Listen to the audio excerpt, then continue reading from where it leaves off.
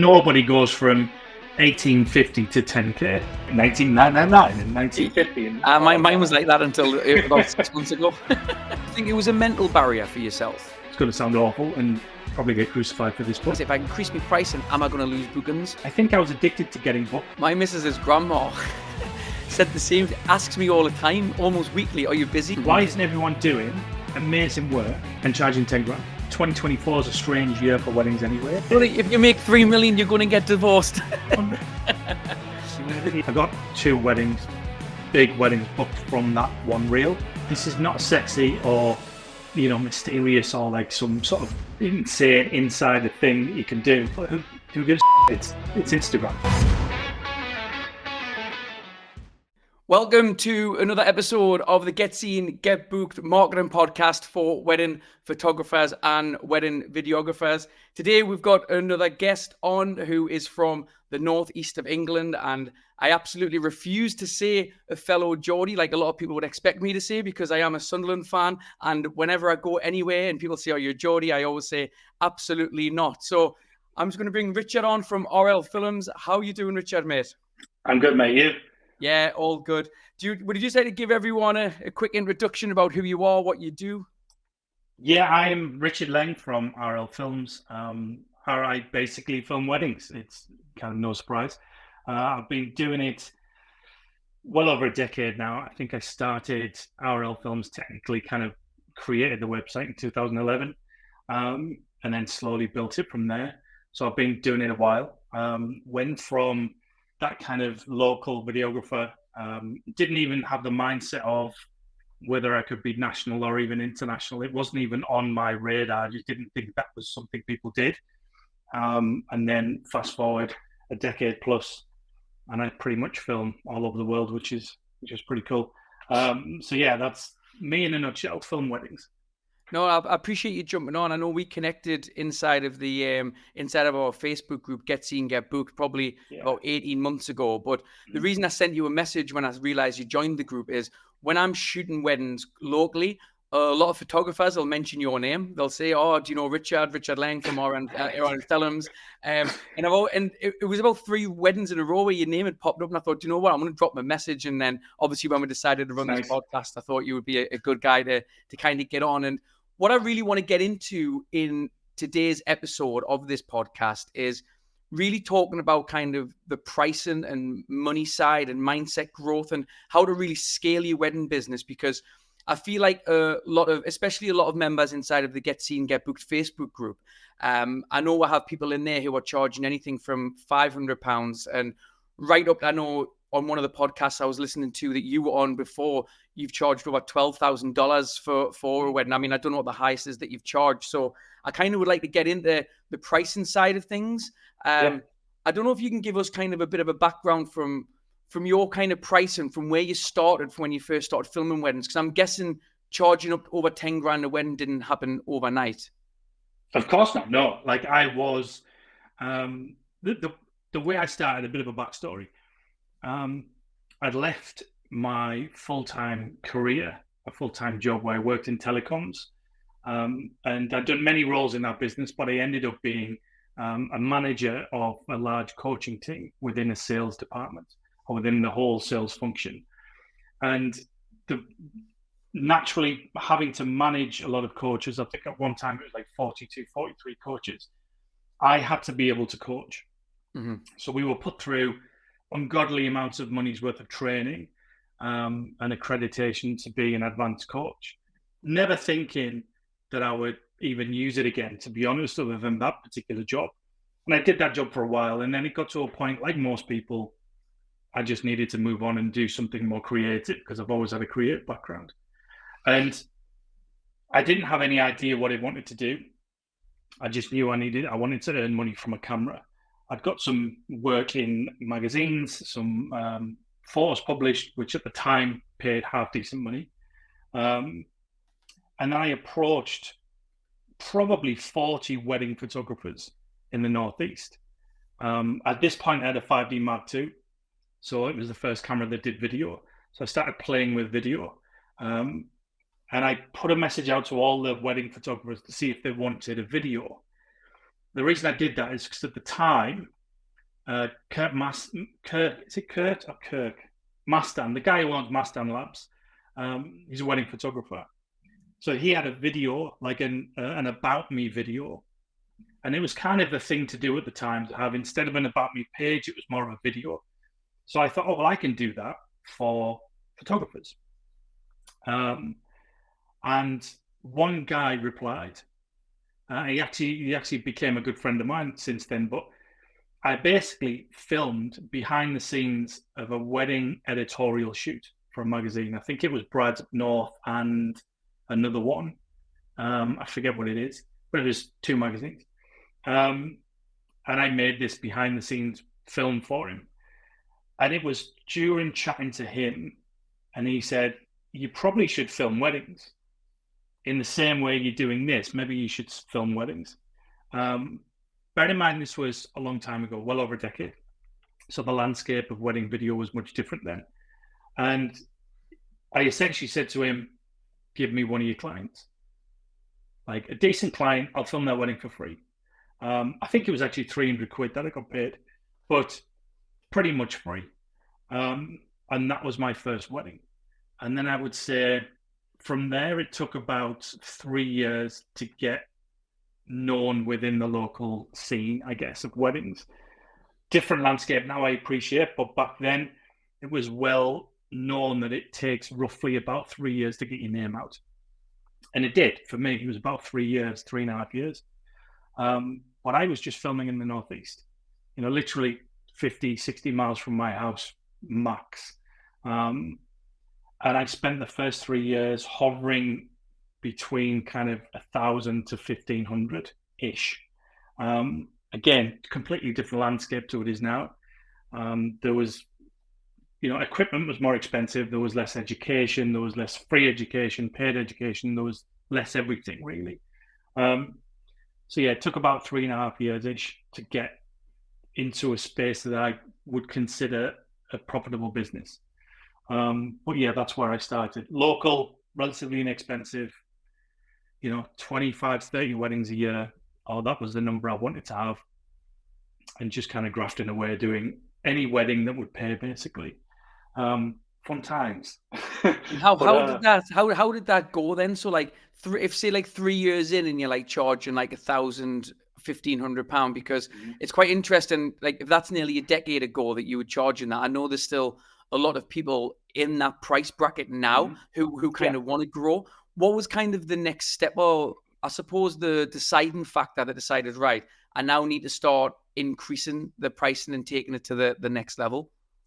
Well, I don't know whether this still exists, but at the time there was this mythical number of 2,000, this like ceiling, and it was a well discussed number that everyone thought the second you go over 2,000, you're just not going to get booked, and I'm not a big believer in ceilings in terms of pricing. There isn't a ceiling. We create that ourselves, I think. But I definitely felt it.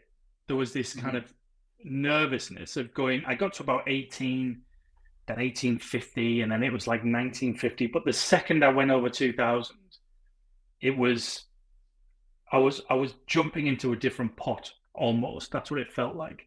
And the clients that I had before were they just didn't want to pay 2,000 and above, because I was still in the same pot as your 1,500s and your 1,200s and your 1,600s. So I looked like the expensive one.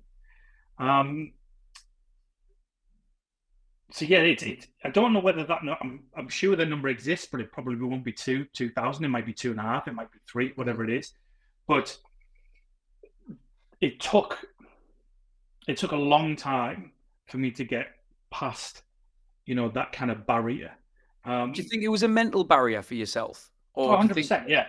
Yeah. Well, I mean, it's a mix of, it's not just one thing, it's a mix of so many things. The mental barrier is probably the biggest, because everyone around you in that particular circle you're in doesn't go over that price. Certainly where I was. So it was this kind of big, scary thing. And maybe, my eyes were a little bit more closed back then than they are now, because we live in a different time now. there was a lot less. There was no Facebook groups that I can remember. There was a lot less information, a lot less being shared. And back then, businesses tended to keep things close to their chest, when now it's well spoken about on every group. So there's a lot more info now. And I think now, I see people, going from relatively inexpensive to £3,000-4,000 bookings within their first year or two. It's not, back then that would have been unheard of, but now it's quite commonplace for those that kind of want to do that. Some of the people I work with have gone from $1,250 to $3,000, and they are flawed that's doable. And it's like, well, it's not impossible. It's not easy, but it's not impossible.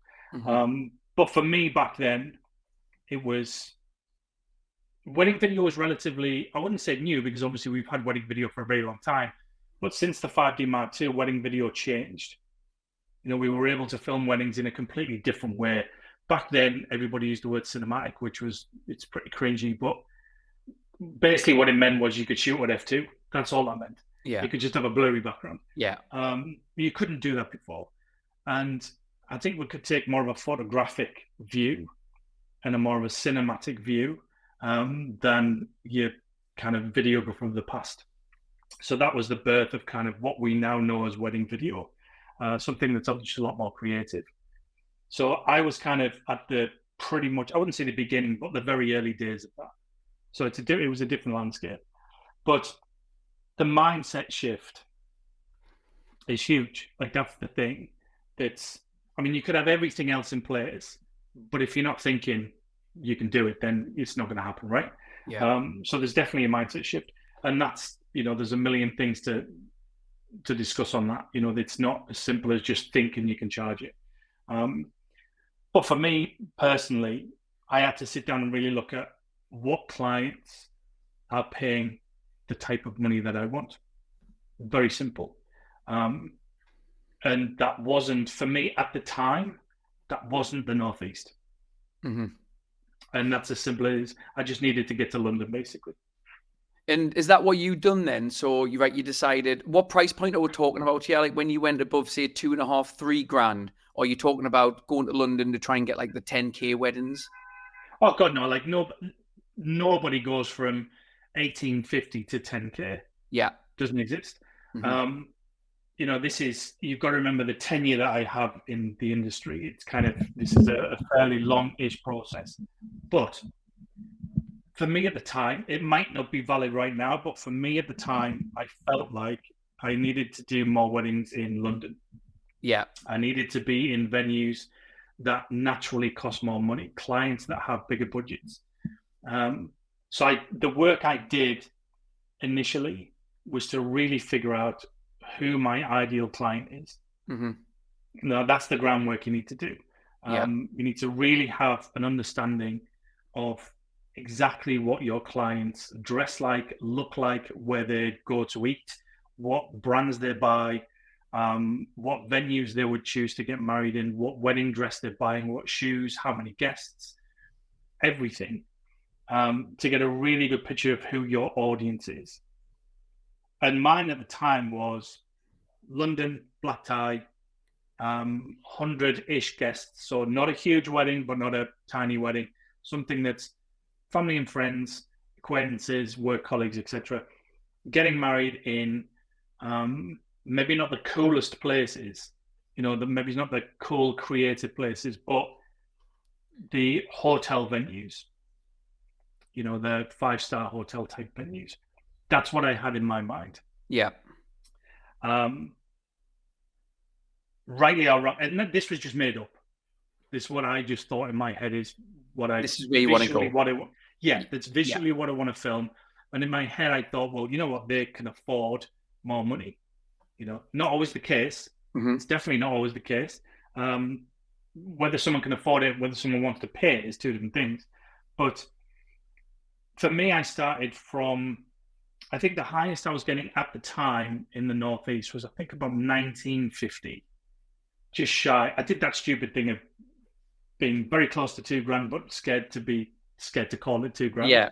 Yeah. So it's like 1999 and 1950. And mine was like that until about 6 months ago. It works though, it can Yeah. work, but there's also a lot in just being brave enough to say I'm $2,000. Yeah. And I think my first London one wasn't much more than that. I understood the value of actually getting the wedding. My first wedding in London was the most manic wedding. It was a mixed culture wedding, and it was kind of Egyptian, and it was Jewish, but it was like pretty strict Jewish. It was not Hasidic, but it was pretty intense. So there's 2 ceremonies, 2 locations in London, which is often a nightmare anyway, getting around in London. And it was hectic, but every location was good. And I think I charged 2,400 plus travel. And the travel was exactly what the travel was. So essentially I got paid 2,400, which wasn't a lot of money for the work I did. It was a good 16-hour day. It was brutal. But the money was kind of irrelevant for that job. It was just about getting a nice London wedding that I could work my ass off, film in the best way I could possibly film, and create the nicest film I could at the time, to then really push that out and showcase that, SEO it, do blogs on it, put it to wedding magazines and wedding blogs, and really try and push that I now shoot in London. And how did you get that? So how did you get that job then, like the one in London? So you visualized it and you're like, right, this is my ideal audience, because when we're coaching people on marketing, we do the exact task that you've just described there, where it's like you've got to know your audience. And now we'll say to people, right, if you close your eyes, out of all of the weddings that you've previously shot, at the moment, you've probably got like an ideal couple in an ideal venue, and you're like, I would love to shoot that wedding over and over again if I could. So what did you do from like a marketing perspective? How did you get your first job in London? What did you have to change to do that? So my version of this is probably considered pretty old school now. But I had been following the work of some photographers that I knew were in London. Mm-hmm. But I also really liked their work. It wasn't just because they were in London. The big thing for me is, and it's I wouldn't say it's something that's forgotten about these days, but it's certainly less emphasis is put on this. That normally when we buy products, quite often we buy them online, and we don't tend to go into the shop and try the shoes on. We tend to just know our size and we order them, and if they don't fit, we send them back. So that whole kind of in-person contacting people one-to-one, striking up a conversation and building a relationship tends to be something that people don't do. Everything's done from the comfort of our little offices on a keyboard, usually. And quite often, rightly so, because you can get, massive results from literally just sitting here in my office. I can do pretty much anything I want. But at the time, that didn't exist, or certainly not in the way it does now. So what I needed to do was basically connect with people and build a relationship with the people not only that I like the work of, but the people I would want to work with because of that work. And I can't stress that enough. This is not just, I wouldn't want people just to reach out to every photographer in the region they want to work in, because that's just never going to get you anywhere. Mm-hmm. But actually building some relationships with, I think it's about 3 or 4 people at the time, that I'd reached out on a handful of occasions and said, like, I love your work and I love this about your work, and that light's where was this, and that portrait's really cool. And I was already doing that. This wasn't that I'm going to befriend them to get a job, because that's my pet peeve. I don't like that. This was more of a mutual love of their work. And then I was able to go, this guy's actually shooting at that location I would love to shoot in. It was one of the hotels. So I was chatting to this photographer saying, what's it like what's the wedding like there, and what's the light like, and if the portrait's nice and everything else. And then because of that, I was recommended for that wedding, So it wasn't just, I'll be honest, I'd love to say it was from, a beautifully wrote blog post. It wasn't, because I didn't have anything to blog. Mm-hmm. it was building a relationship with the people that I wanted to work with for the right reasons. And it didn't take that long. That was just, it was at the time, I think it was from their Facebook pages, maybe. I think that's probably what it was, because Insta wasn't massive then. So yeah, it was kind of knowing who they are and knowing their name from other people I know, where they've said, oh, have you seen so-and-so's work? Their work is really dark and moody. You might like that. And just kind of creating that connection. That's how I got the first one. And I think I was just cheeky. I think I was just like, look, I really want to shoot there. If you've got another wedding, if I want a video, I'll do it for like, just over $2,000. But to be honest, I'd have done it for 500 quid. Yeah, just to get the first one in. Yeah, just to get the first one. And that's true now as it was then. It's kind of, we all want to get paid for what we do, but sometimes we've got to think a bit more long-term about what we want to work towards. And what about that's now? How I got the first one. So what about now? So obviously, I don't know what your pricing model's like exactly now. I know I listened to one of the previous podcasts you were on. You say that you've got like a minimum price that you don't go below, but you'll have it quite fluid in terms of what's actually going to be happening at the wedding, what requirements that they want. But what I'm quite interested in is, how do you get the higher paying clients now? Do you find that because you've shot so many of them, you're in those circles and you're getting other people recommending you? Are you doing your own marketing, or people come to your website because of the blogs that you're able to write now? How does that look like for 2024 and bookings going forward? I mean, it's a mix of everything you just said, basically. But I would say that marketing is different for each sector of the wedding industry. Certainly when it comes to video and photo, I would say. Obviously, my specialty is for the most part video. But how you market to someone sub 1,000 is hugely different to someone who's got a 10K budget. Mm-hmm. It's a different wedding. It's a different client. It's a different network of vendors. It's completely different. So I think this is probably universal, but the higher you go in terms of, I hate the word luxury wedding or high-end wedding. It's a wedding. It's just fancier, Mm-hmm. But the suppliers that are at that wedding are usually, tenured vendors with, they're recommended. It's relationship stuff.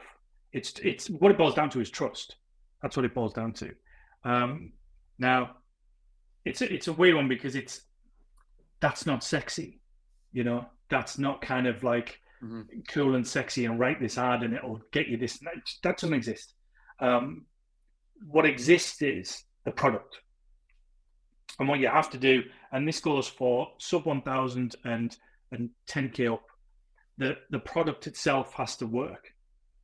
So we can write adverts all day long, and we can be incredible at, how we target these adverts. But unless, like we've already said, unless you know who you're targeting, unless you know your product fits that person you're targeting, then it's kind of pointless.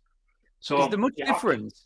Sorry to interrupt you. I thought you'd finish it. Is there much difference from a sub one? Say if you think back to when you were shooting like a 1K wedding, 1,500 to a 10K, apart from, I'm assuming here, like expectation, because someone's paying you so much, the way you interact or the way the day goes out, are they very much similar? Because I find that 99% of weddings that I shoot, they're all the same. They're all the same. Yeah, wedding's a wedding, right? Yeah. Like in terms of the order of a day, it's getting ready, it's walking down the aisle, it's having some champagne, some nice food, and then dancing. That's every event. Yeah. Regardless of culture, like it might look different, but the difference is, there is one big difference. It's easier to shoot a wedding that has a higher budget. Why is that? To put it bluntly, when someone's got a budget of £1,000, and this is going to sound awful and probably get crucified for this, but I know what you're going to say.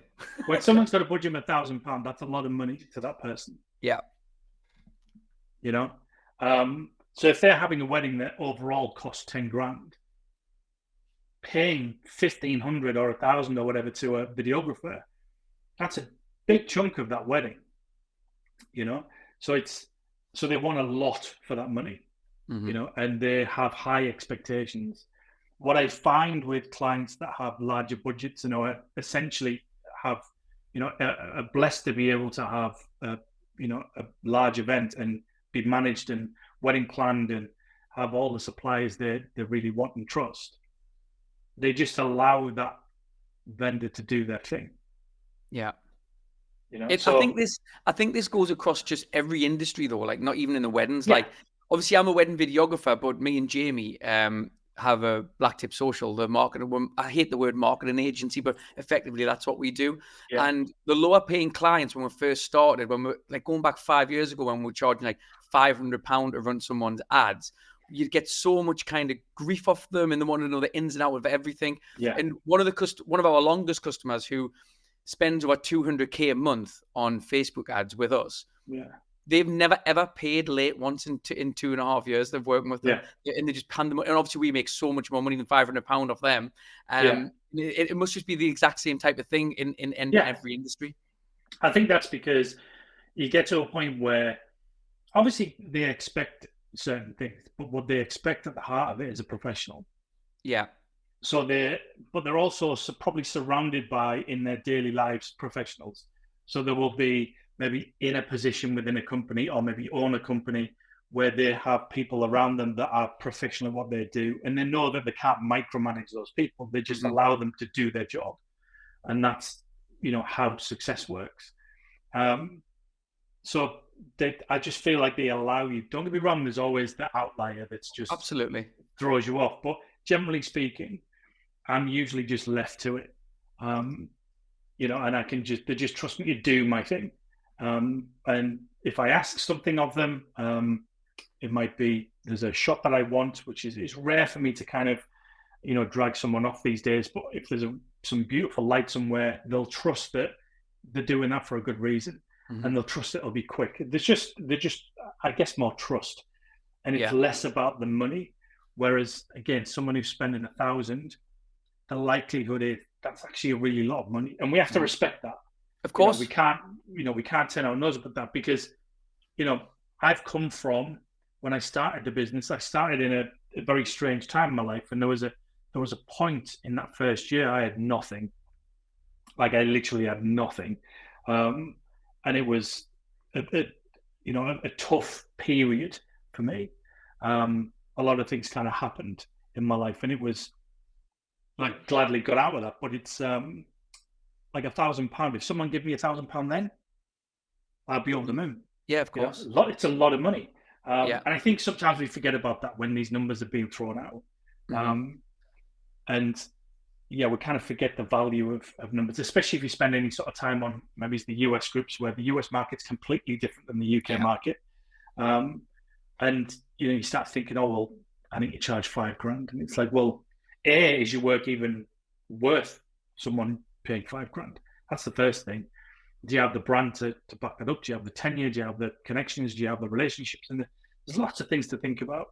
But yeah, in short, the £1,000 weddings I find infinitely harder. I certainly have in the past. One thing I'm quite interested in getting your opinion on, right, is I've had this conversation quite a few times with different wedding videographers and photographers, but quite recently inside one of our groups, I had this conversation on a Zoom with someone. Absolutely fantastic videographer he is. But the conversation about his pricing is he wants to increase his pricing. Everyone keeps telling him who he works with that his work's way more valuable than what he's charging. And I think at the minute, if I remember correctly, I think he's charging about the £2,000 mark. He's around about 2,000. But I know one of the he's a little bit apprehensive because it's his full-time job. He's got bills to pay, probably a family to support. And I know there's always that kind of risk of the mental side of it is if I increase my pricing, am I going to lose bookings? So I'm quite interested in your opinion in that side of thing, because I think a lot of people will, and I want to get into discounting after this, but I think a lot of people will want to increase the price and they can see their own value, but they it sounds a bit harsh, but they don't have the balls to do it. And it's kind of like a mindset thing where it's like, I've got bills to pay and I don't want to risk my business. Yeah. So obviously this depends on how much that person will put their price up by. If he puts it up 250 quid, it's not going to make a difference. Because that 250 quid can also be haggled with, even if he has to come back down to $2,000 to back that wedding, he's still getting paid exactly what he used to anyway. So even if 50% of the inquiries that book end up paying $250 more than he normally would, then he still made more money on those weddings. $250 is fine. $500 probably fine. It might make a little bit of a difference to inquiries, or certainly converting those inquiries. You obviously also need to look at what you're offering for that money. But if he went to a substantially more higher price, let's say it's 3 and above, 100%, he's going to see a drop-off. Mm-hmm. He won't see a drop-off of inquiries yet, because I don't know this chap, so I don't know how many inquiries or weddings he actually does, but let's say this person's doing 40 weddings. If he's doing 40 weddings a year, there'll be a natural flow of referrals. Generally speaking, that's kind of how our businesses work. So he's had a lot of weddings, he's working with a lot of different suppliers. They're going to be recommending him. There's going to be bridesmaids, there's going to be family members, there's going to be guests who are getting married. There's a natural referral flow. And obviously there's got the marketing and advertising things as well. But they're going to know that he is $2,000. So once that fizzles out, because now he's $3,000, and they've inquired and they're like, no, we can't, afford $3,000, he might drop 25% bookings that year, 50% bookings that year. This is the big thing you've got to watch out for. And this is what I realized years ago is I thought that the biggest thing for me, or the biggest buzz, was booking the wedding, not how much I was getting for the wedding. It's a weird one. I was just landing that gig was enough of a buzz for me to forget that I was charging 1,200 quid. Mm-hmm. Do you know what I mean? It's oh, I've got another one. I said this on a previous podcast that, my mum, old school mum, lovely, love her to death, she will say, are you busy? And if she says, how are you doing? How's work? And I'm like, oh, I'm super busy. I'm snowed under. She will think that's good, because that's what people just think is good. Well, you're busy, it's good. You're in demand, it's busy. I've never thought about that, but it's an interesting point, because my missus's grandma said the same thing, asks me all the time, almost weekly, are you busy? And when I say yes, she goes, oh, great. And I've never thought about it where it's actually, it's not great sometimes. Yeah. There's not many people who say, how much time have you spent with your family this week? Or how much time have you got to relax and watch some, Netflix documentary? Or how many times have you been at the beach with a dog? Or that's not asked. It's you're busy. And being busy is good. Now, don't get me wrong, being busy is great sometimes. But there's different levels of busy. So getting booked, I think I was addicted to getting booked. Mm-hmm. And I was more focused on getting the wedding than actually what I was the growth I was making from those weddings. And I think that's quite a dangerous place for somebody who wants to, grow the business in terms of either creativity or location of where you're shooting or increasing your pricing or all three. It can be dangerous because you'll almost do anything to get the booking, You've also got to remember, and this is, for everyone listening, everyone's in a different situation and have different things going on in their life. So I'm fortunate that I have a very simple life. I don't have much left on my mortgage. I live in the Northeast, so my mortgage isn't huge anyway. I don't have kids, so I've never gone down the route of having a large house. I've never needed one. I have very little outgoings. I'm a very private person. I like nice holidays, I like watches, and I like a nice car.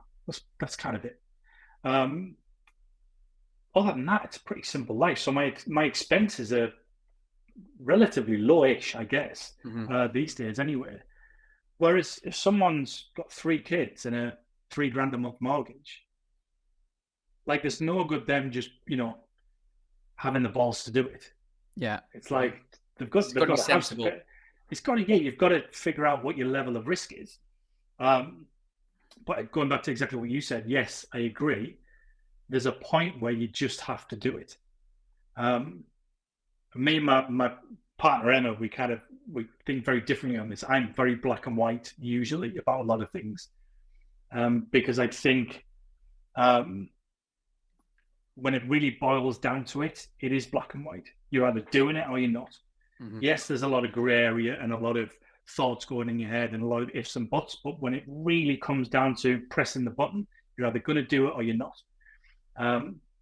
As long as that person has everything set up to be able to confidently say, I'm 3,000, then he'll be fine. It's just going to take a season. Yeah. You know? I always find it interesting when I'm looking at other kind of, obviously I'm a videographer, so it's mainly videographers' work. I look if I'm comparing myself. Well, not that I compare myself. If I'm just looking at other people's work and pricing and stuff. And there's sometimes I think, wow, this guy's charging like £1,000 and his work's incredible. And then sometimes I'll see people who are charging $2,500, $3,000, and I'm like, there's no real difference in the actual work. It's kind of how they just marketed themselves and getting out there. Yeah, I mean, you'll see that with photographers and videographers. I think that's, the world we live in now. The technology and the cameras have been, we can buy top end equipment for very little money, really. I mean, look back a decade ago, look back when I first started and the 5D Mark II had just come out. To think you could have something like, a 6 or 8K full frame camera this size is just, you'd have to pay $100,000 back then for that. And now they're like $2,500, $3,000. It's insane. So we have the tools to do impressive stuff. You just need the ability to be able to see the impressive things, to be able to film it in the right way. I'm not saying tools make the job, because it really doesn't, but everything's made a lot easier now. Like I said before, you've got information out there everywhere. You've got groups like yours to help with marketing. You've got, coaching, you've got one-to-ones, you've got workshops all over the place. You've got YouTube, you've got everything. You can learn so much just sitting, with your phone on your sofa. Yeah. So it's all accessible. The one thing, so you would think, well, why isn't everyone charging that? Why isn't everyone doing amazing work and charging $10,000? Because everything's there for you to learn it. Everything's literally on a plate, and it's exactly what you say there. It's some people just don't have the guts to do it, because there's lots of things, which sounds awful to say that, like on the line. There's a lot of things on the line for them. A lot of things on the line. But also people, this is what I've always been confused at. So the way I do my pricing is very much like a commercial job. So although, like we've kind of established, every wedding is kind of roughly the same in terms of timeline, what you're going to be doing in the day, it's kind of the same. It might look different, but it's still kind of the same. So my pricing should be fixed, right? But mine hasn't been fixed for 8 years. Like every single booking I make is a different price.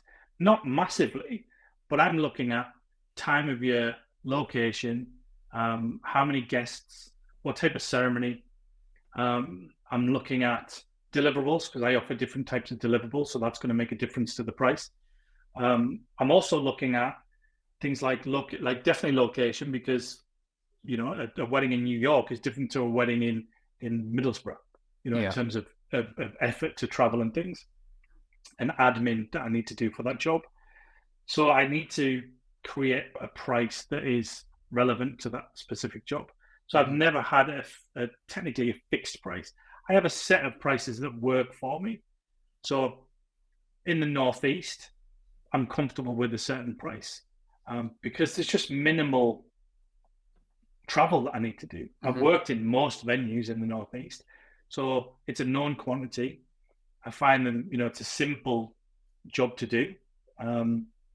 Obviously, you still work as hard on a wedding day, but in terms of admin and travel, there's nothing really there.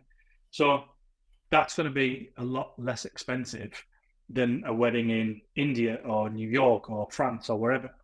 The bonus is when you can do a wedding in your local area, but still charge the top money. Yeah. That's where the equation just works. because you don't have the travel, but you do have the budget, which is brilliant. So this year, one in particular, well, actually two this year, were over the 12,000 mark, and they were 20 miles from my house. I think I seen one of these on social media. I mean, I think it was you that shot it. Is there a drone shot with all the colours going across the sky? Do you know which one did you shoot that when? Yeah, I didn't shoot that drone shot, though. That was my second. Yeah, no, I think, I think I seen it on social media because that wedding looked quite grand. I'm not saying names, but I recognised a couple of faces from some of the content that was online. So that was a fairly high profile one. Was it over a number of days, that one though? Yeah, that's what I mean. So that's why the price is different. So that weekend for me, to kind of, be super open about it, that weekend there was two weddings, and there were two multiple day weddings. So we had that particular wedding that you speak of, it was a 3-day event, and I had another 3-day event starting the day after that one. So essentially I had 4 days of shooting. That wedding you're talking about with the coloured smoke after the ceremony, that was a good 300 guests, something like that. Yeah, and a lot of the guests were like world-class footballers, basically. I don't even follow football, so that's how I recognised a lot of the guests when I seen some of the shots. That's how I recognised a lot of them. Yeah, so it's like Drogba, and there's a few others, but like world-class players. And the groom used to be a football agent, so, and the families are quite prominent in the Northeast. But my second, Andy, fantastic videographer. He shot that drone shot for me. So I was shooting the end of the ceremony. I just said, whack your drone up and move it, pan it forward while that's going to happen. And he nailed it. It was brilliant.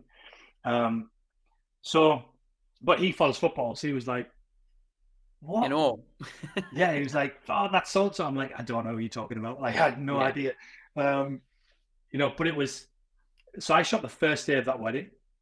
And then I had a team of people shooting the second 2 days, the last 2 days.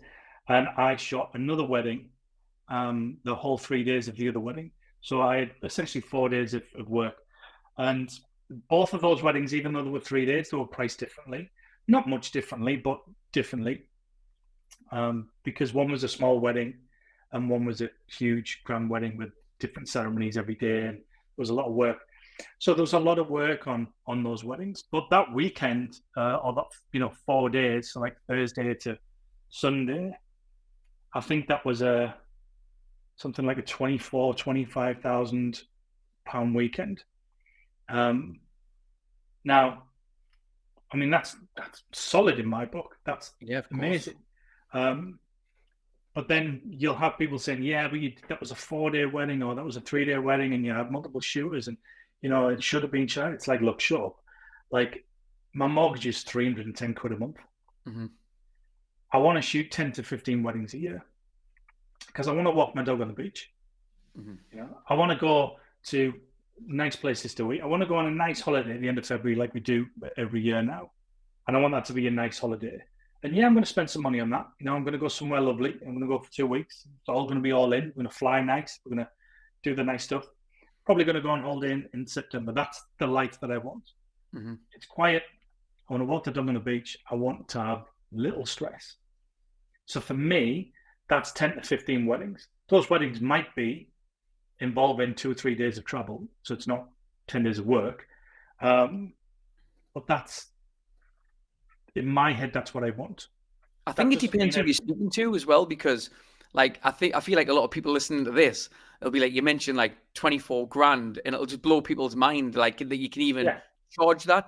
But like, it goes back to like, even when we're charging, like for when we're running ads for people, to what we get paid a month now just off one client would have been so far out of my reach 5 years ago. And like, I think people listen now, like if they're charging 1,500 and you're talking about a 3-day wedding for 24 grand, that might seem so far out of the reach. But if you're speaking to someone else and they'll be like, you should be charging more. It just depends on the perspective, really. Of course it is, yeah. So and this is kind of what you kind of hit the nail on the head there. And that's what's really important as a message, that if the guy who you're talking about is charging 2 grand who does really nice work, and everyone says you should charge more, then he can do the work to charge more. But he has to he has to figure out why he wants to charge more. Yeah. Like he could be like the idea of being constantly booked for the next year and having that security of, I have no idea how many weddings he does, but let's say he does that 40 weddings. So brings in 80,000, let's say. And if you run a lean enough business, that's decent. So if he has to then put up with the stress of, am I going to get it booked? They didn't book. I wanted that wedding. Oh my God, what am I going to do? Do I put the prices down? And having that stress, that might completely negate any sort of benefit you'll get from charging more. Maybe what that person likes is just getting booked without any stress whatsoever. Yeah, no, that's a brilliant thing, to be honest. I mean, we are talking about 2024 is a strange year for weddings anyway. I think everybody in the industry is feeling something a bit different.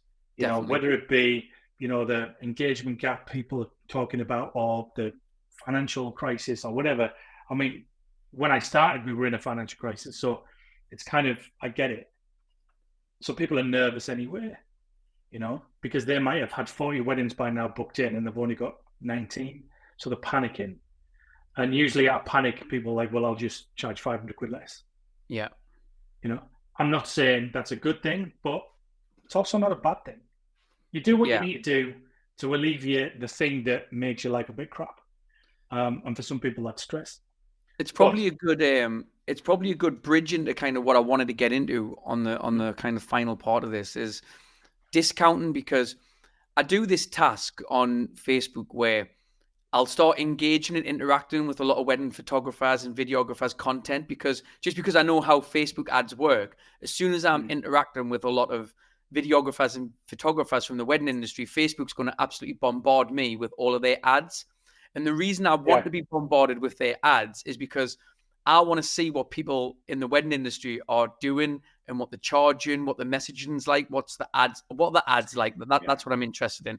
And I've done this task not long ago, and I screenshotted 20 ads that I've been targeted with from wedding photographers and videographers, and 19 of the 20 all had some sort of message on the ad saying prices starting from 495 or 595. Looking for a photographer, videographer for 2024. Book me now, 30% off.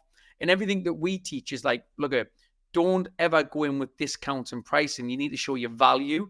And I know what you were saying there, that if someone is struggling for a booking, they might knock £500 off, which I suppose is kind of okay. But when I'm coaching people, what we always say is, we'll call it a value stack, where we're saying, well, why not pull something from like a higher package and give them something for free, so you're getting paid the same. But and one of the things that's an easy one that you might add aerial videography or photography from a drone in for free if you've got a separate, or I have like or speeches or So I don't know what your opinion is on that, because we're always a fan. We always kind of push the idea of don't discount, but value stack. Add things to the package so you get paid the same, and you're just kind of doing a little bit extra work. I agree. Look, it's. I mean, I do that often. It depends on the actual job. I think it's important. The most important thing I could stress is every inquiry is almost wipe your brain, and when the next inquiry comes in, start afresh. Think of, do I want to shoot this wedding? Do I want to shoot this location? What is it worth to me or my brand? So, for instance, I'll take a simple example. Let's say you want to get into destination work. You currently, let's say you charge $2,500 and you want to get your first destination wedding, but the first destination wedding that comes in, they've only got 1,500 quid. You're going to have to discount $1,000. But the upside is that's your first destination wedding. That's the first wedding you can then showcase in your portfolio, and you can prove that you shoot destination weddings. And that's going to get you more, if done the right way, it's going to get you more destination weddings. So the value isn't just, isolated to that one wedding and that payment. So that London wedding that I only charged two or whatever I did for it, I'd have shot that for 500 quid. Because on the back of that, I got 4 other London weddings, and then the following year, my whole season was in London. So it's kind of it's the work you've got to do to get to where you want to be type thing. And that's going to be different for every individual. I agree with what you're saying. I would never put out anything openly on socials to say 25% off for 20. That's just don't do that. Yeah. Like, it's the quickest way to look cheap, Yeah. you know? Now, that works for, I just bought a pair of running shoes. And it's like, I need to, like, I don't run. I'm like, I just need to go out more with the dog and walk some miles and get some steps because it's January and we say we're going to do that until we start eating pizzas and parmos again. But we're kind of like, I need to buy some decent trainers. And I bought them from a Facebook advert. There was some Saucony, I don't know, running shoes, normally 250 quid. They were like 50% off or whatever it was. And that's where, so it works. Obviously, ads do work. It's how we buy everything, isn't it? Yeah. But that's fine for trainers. It's not an emotional purchase for me. You know, a wedding is an emotional purchase. You don't want to buy cheap. You know, you want the best thing. Even if your budget's only £1,000, you want to know that it's the best person who charges the grand. Mm-hmm. And usually the best person doesn't need to have 50% off.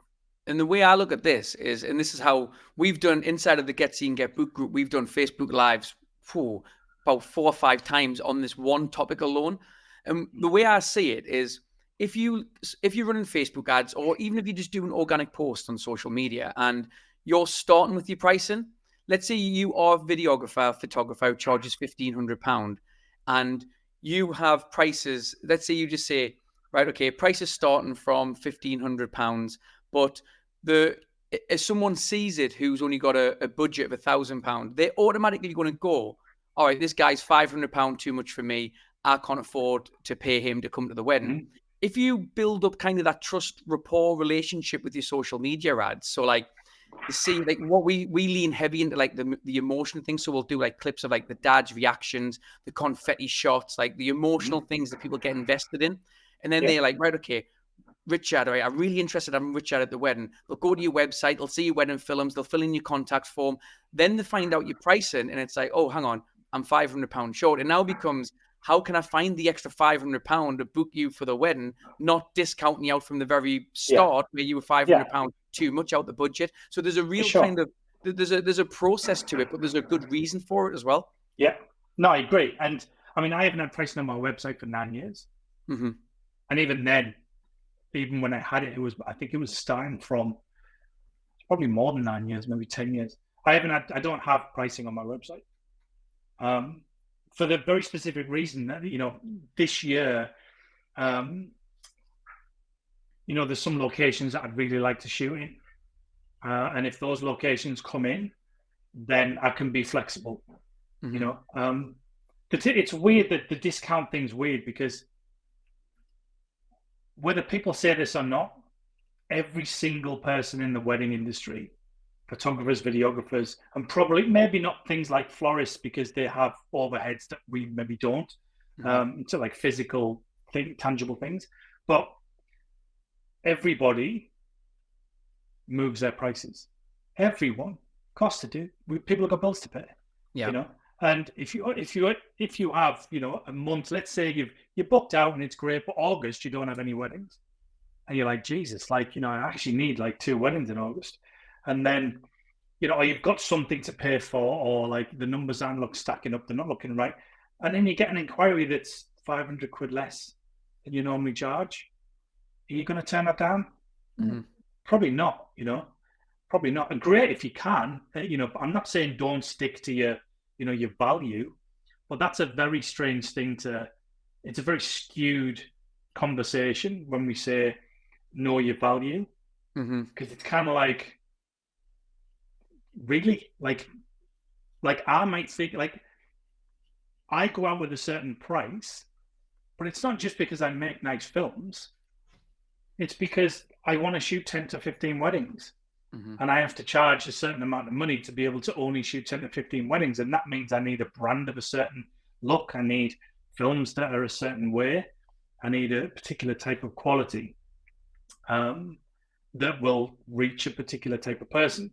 But this idea of like this artistic value is kind of nonsense, really, because it's, you know, I guarantee there'll be someone out there. Well, I know there's people out there who just think my work is dreadful. They don't like it.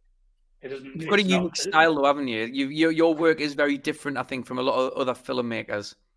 Well, I mean, it depends on how you look. Like there's lots of filmmakers. Like I've been running the Clarity Workshop for 7 years now, and there's lots of people who've taken on board the things that I do in the way I do it, and they've incorporated that into their films. And you could absolutely be like, oh, like that person shoots like this. Or I think there's lots of us who shoot in every way, shape, or form.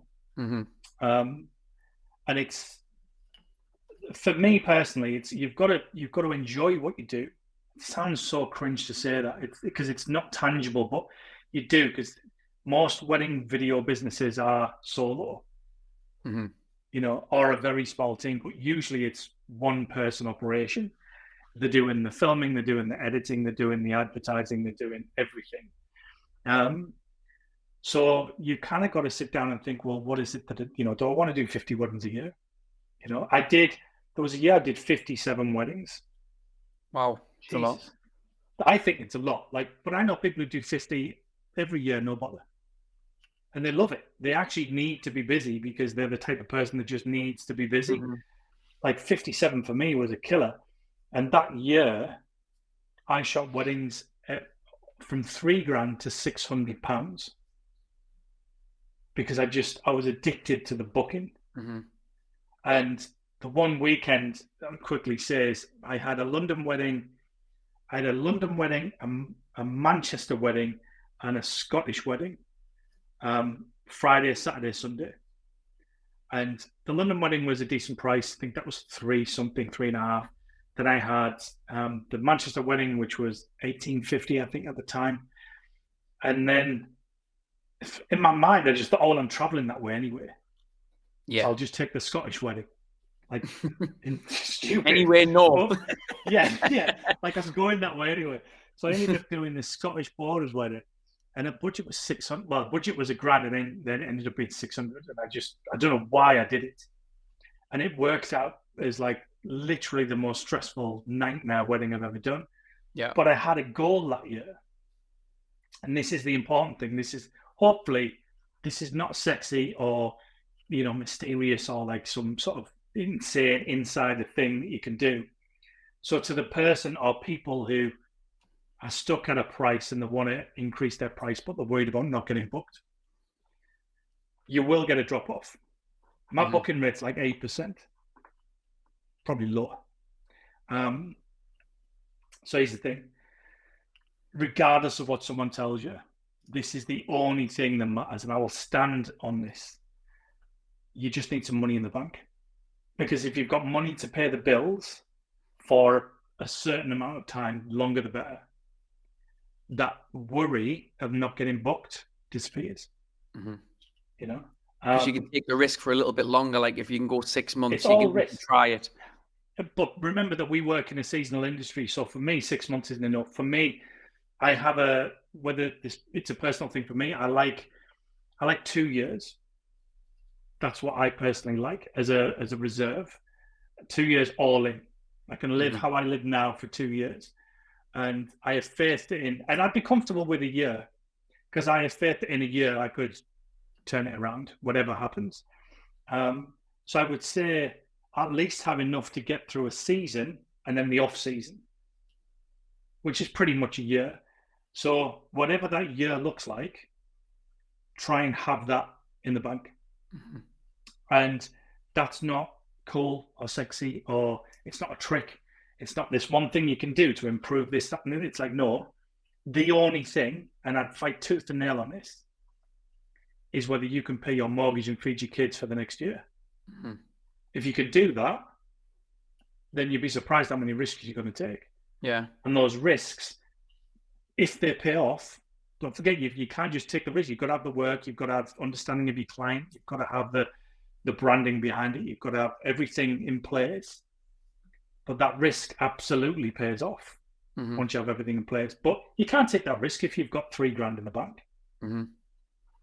I think it's awful to even remotely suggest that. There's lots of things that can work to increase your business, but the one thing that's going to work for you in consistently raising your prices and being confident to do that when you're talking to clients is that you don't need that wedding. Yeah, you don't have to take it. You don't have to take it. Yeah. And that's literally the only thing. There's lots of things you can do. Obviously, your expertise is obviously dialed into the marketing side and the online, marketing side. And that's that's a minefield. And it's, that might be required, that might be needed. And then you've got, branding work that's going to be needed. You've got just your sheer creativity and how you make films and how you edit films. It could be what you show online, what you don't, and more importantly, what you don't show online, and how you can curate a brand that actually looks and speaks like a brand of 3, 4, 5 grand.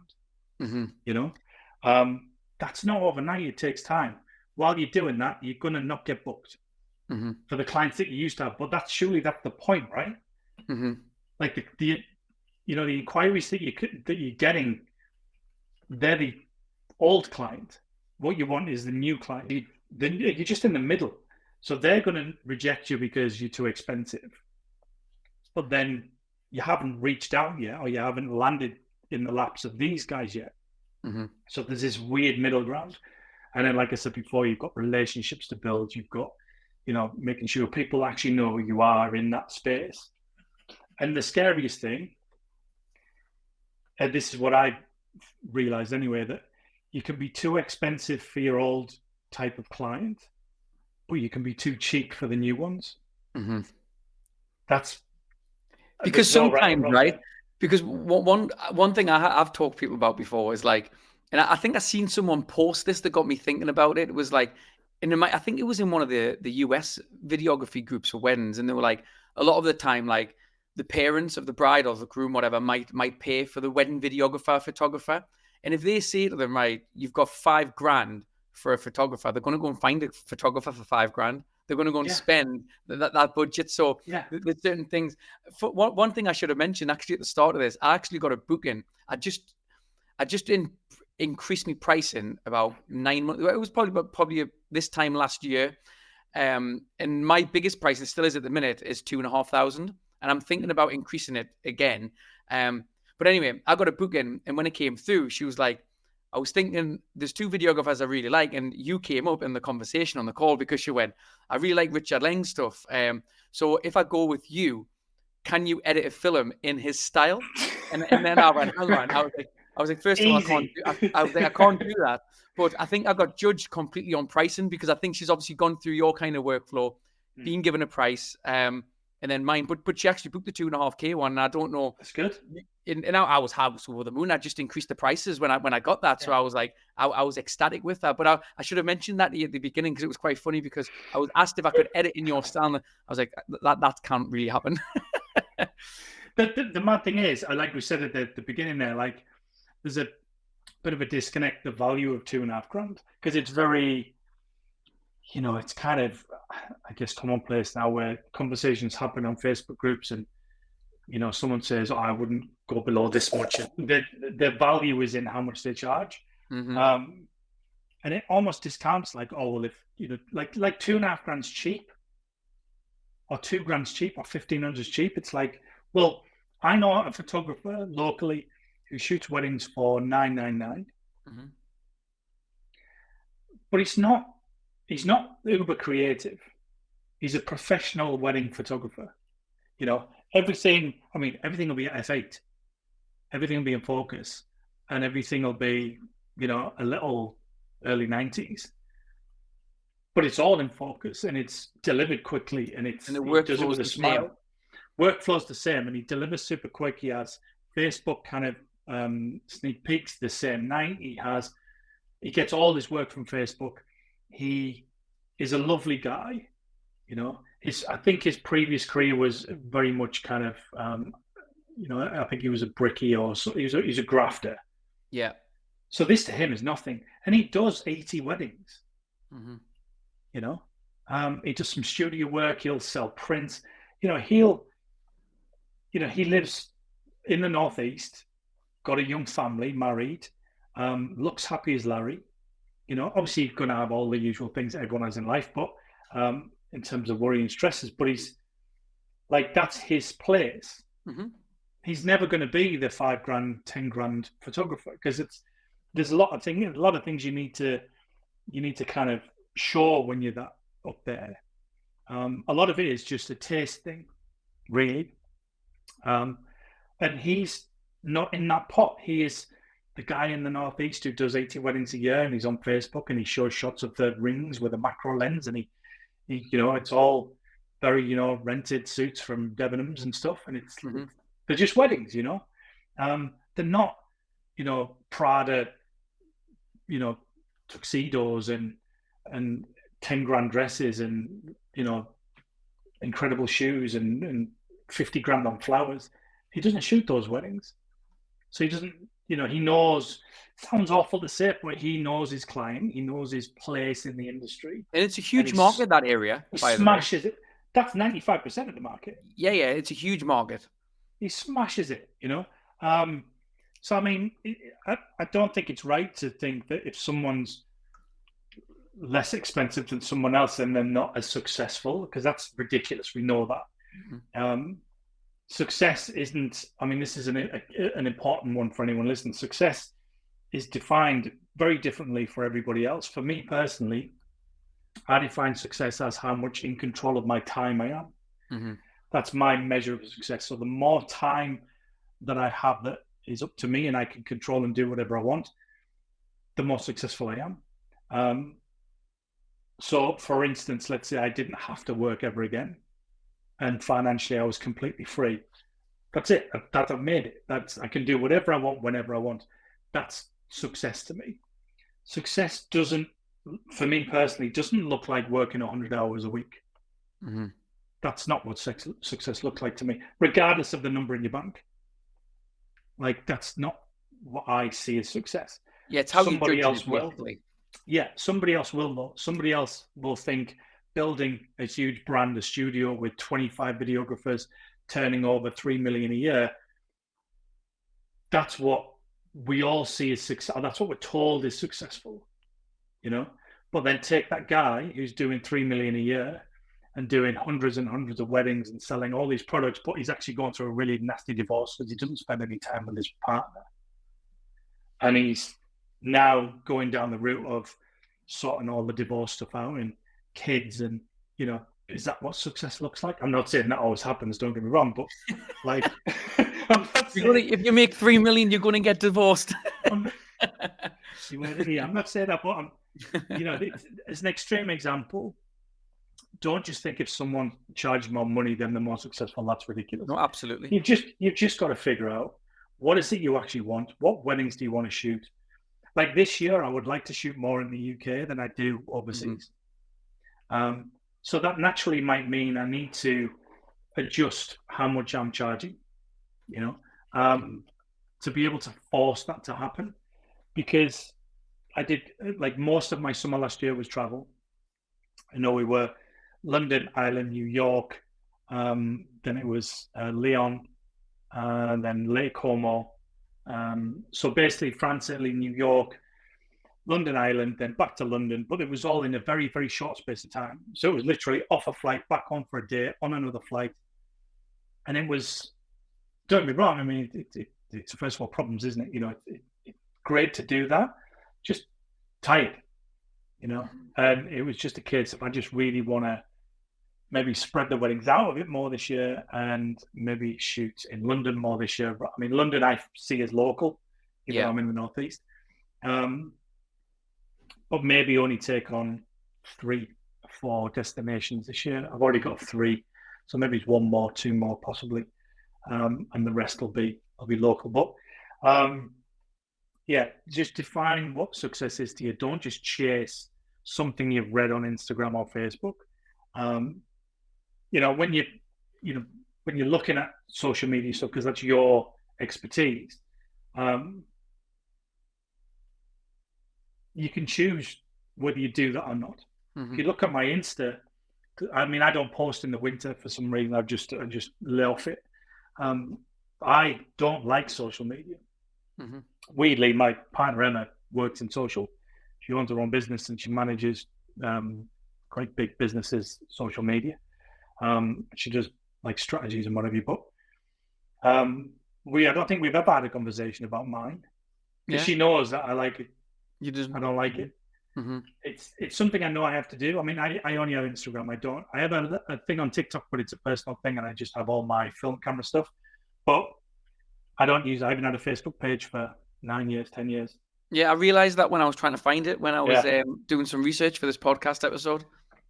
But there's a different reasons why I don't now, but I don't now because I don't hugely, like I say, I'm a private person, so I don't have a personal brand, and I think social media is a weird place. It's a very strange place.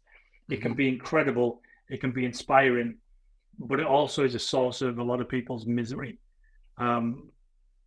People do compare themselves a little bit too much, and they get into their own mind and kind of they're not as good as someone else, and they forget that what they're actually seeing is just the fancy stuff.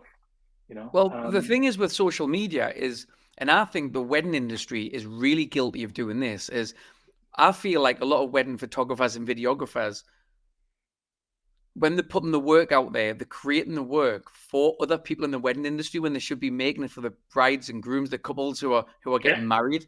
And it's a really good point you make, is because when I'm giving advice on people on how to structure the ads and the content they're putting out there, they'll start with this like really slow fade in from a black, and the logo comes in, and it's about 10 seconds in before we see the bride or groom. And they're doing that because they want to show off the best cinematic work, like you said earlier on. But what they should be doing is grabbing attention straight away, because the bride or groom will judge your work completely different to another videographer or photographer, and you shouldn't really care about anyone else in the wedding industry. It's only what the couples think who are booking you. It's a minefield. It really is, because in that you've got to also kind of appreciate the brand. So there's certain things I show and there's certain things I don't. And it's not because I'm super focused on brand. It's just I like what I like, and I only show what I like. So I don't delve into the kind of whatever's trending, and kind of if I show this because this is hot right now. I'm not asked about that stuff. I really aren't. What I do is just show what I know is nice. But a lot of where I'm getting inquiries from, I would say 60% are coming from planners. Yeah. So then who am I trying to reach out to? Am I trying to reach out to someone in the industry, i.e. planner, or am I trying to reach out to a bride? Well, hopefully both, you know.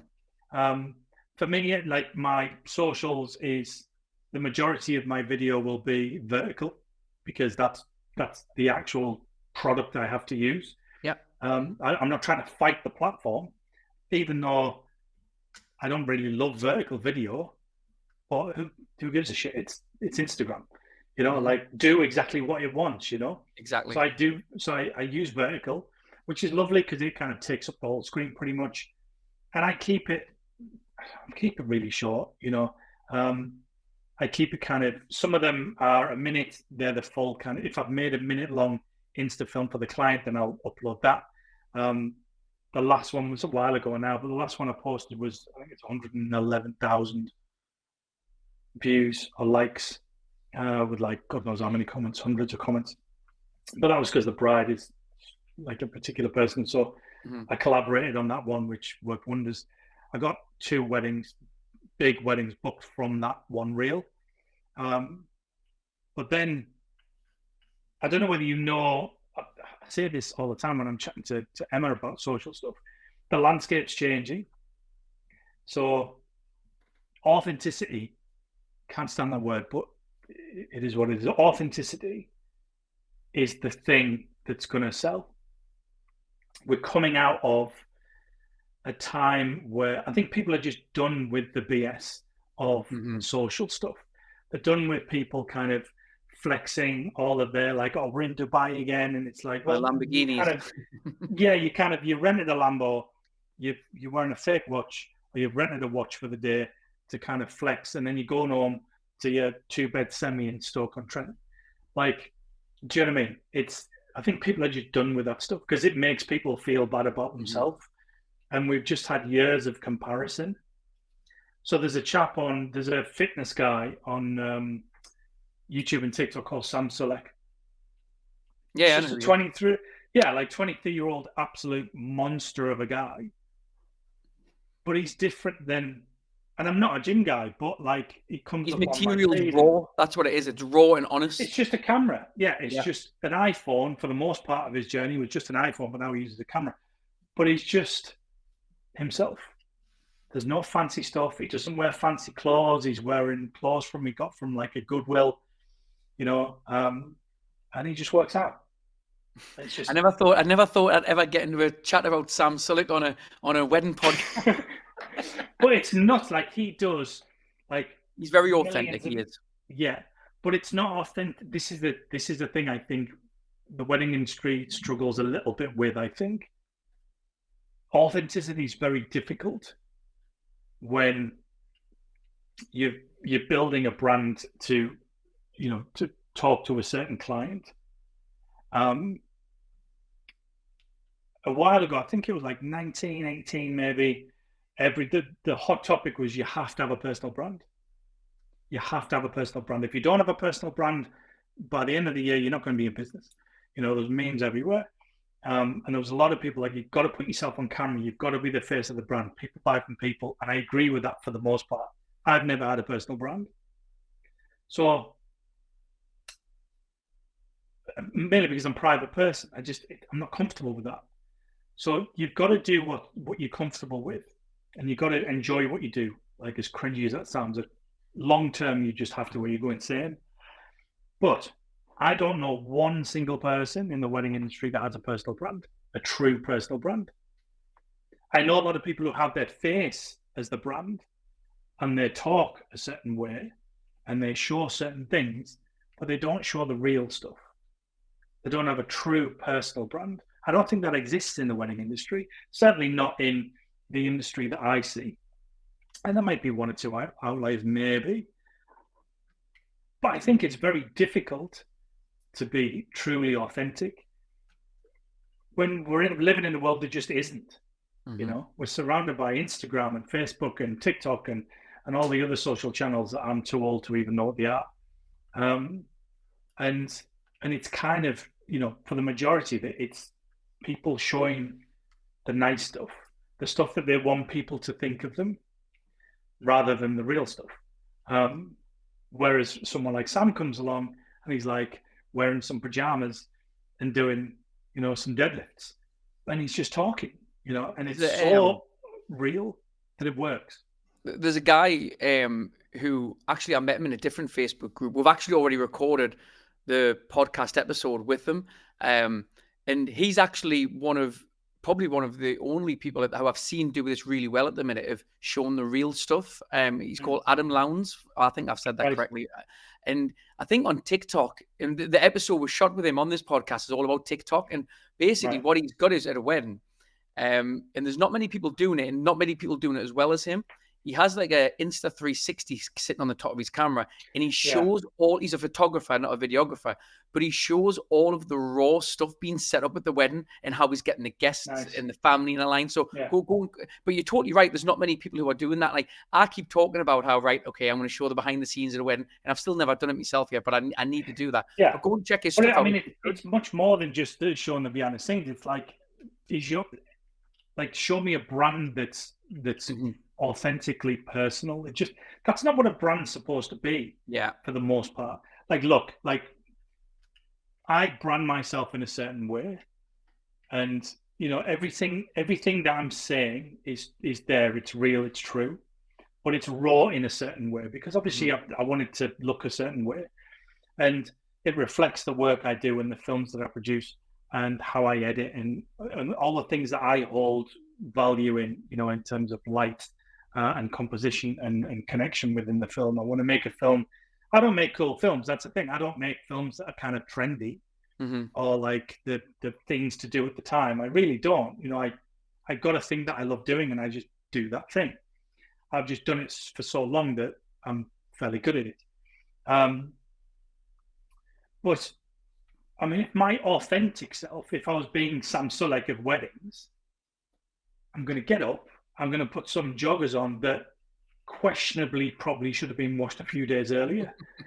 I'm I'm going to take the dog for a walk, and then I'm going to get back. I'm going to make a cup of tea. I'm going to sit in here for a number of hours. Then I'm going to nip to Sainsbury's and get a jacket potato and a salad, and I'm going to get maybe some mince and some turkey or whatever. And I'm going to make some dinner. I'm going to come back here and do some work, and I'm going to watch some telly. Mm-hmm. Like that's what most people do. That's real. That's not exciting. It's not, cool. But that's what we all do. We just daily stuff, I don't want to. I mean, the thing that isn't going to connect to my ideal client is the behind the scenes video of me and Greg's. Like that's steak bake in your mouth. There's no connection there. Yeah. The only thing I need to connect with my client isn't a personal brand. It's I make these type of films, and I'm trusted by these type of clients. And these are the types of films I deliver to my clients on a regular basis every year. That planner, that photographer, that florist, that dress designer, I've worked with them before. They trust me. That's why they recommended me. It's a trust thing. Yeah. They don't want to know if I like a sausage and bean or steak bake. Yeah. It's irrelevant. They want a professional to do a professional job in a way that moves them in some way. And that's what I'm hired to do. Mm-hmm. You just to kind of wrap this up, you mentioned earlier on about the clarity workshop that you do. Yeah. Do you just want to tell people listening what it is and why they might want to check it out, really? So the clarity workshop essentially is, and hopefully you've got a little bit of a sense of it from the podcast, is everything is on the line. There's nothing held back. It is exactly what the title suggested, to bring absolute clarity from my point of view around filming, pricing, getting the right clients, the work you need to do to be able to figure that out, shooting weddings in a very simplified way. For instance, what camera do you use to film weddings? I've just changed over to the new Lumix S5 II. Right. What were you using before that? The Panasonic GH5. I was on a Micro Four Thirds. Right. And I've just gone up to full frame now on the Lumix Panasonic S series. So most people who, let's say, shoot Sony, I would say the majority, probably 90% plus, definitely. Yeah. I've probably been shooting the A7S III for like 2 years, 3 years. You thought I was going to say Sony, didn't you? I did, yeah. The paddy's amazing though. But, it's unreal. But so people have had the A7S III for what, like 2-3 years, 2020, I think it came out maybe. Yeah. So strangely, they were buying cameras in the pandemic when we had no weddings. It baffles me. But anyway, I'm not shooting the A7S III until this year. I've been shooting all the season on an A7 III. Mm-hmm. I'm still using A7 III. So there's this idea of like, look, it isn't about the kit that you use, it's how you use the kit.